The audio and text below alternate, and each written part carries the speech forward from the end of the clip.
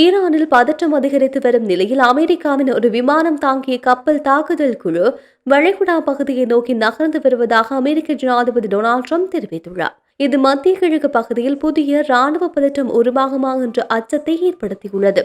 ஈரானை நாங்கள் கவனித்து வருகின்றோம், பெரிய படையணியே இந்த திசையில் அனுப்புகின்றோம், இதனை பயன்படுத்த வேண்டிய அவசியம் இல்லாமலும் போகலாம் என்று ட்ரம்ப் குறிப்பிட்டுள்ளார்.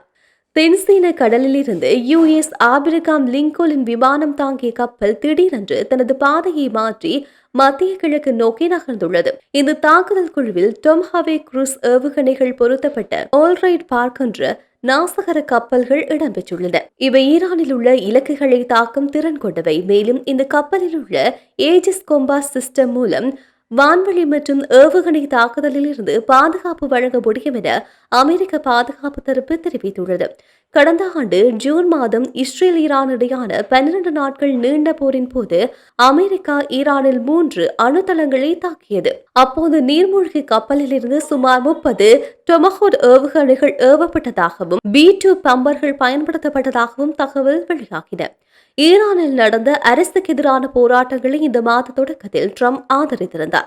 உதவி வருகின்றது என அவர் கூறியிருந்தாலும் பின்பு ராணுவ மொழியை தளர்த்தினார். தற்போது அந்த போராட்டங்கள் ஒடுக்கப்பட்டுள்ளன. ஈரானின் உச்ச தலைவர் அலி ஹமீனி பதவி விலக வேண்டும் என விரும்புகின்றாரா என்ற கேள்விக்கு அதை பற்றி பேச விரும்பவில்லை, அவர்கள் எங்களை புரிந்து கொள்கின்றார்கள் என்று ட்ரம்ப் பதிலளித்தார்.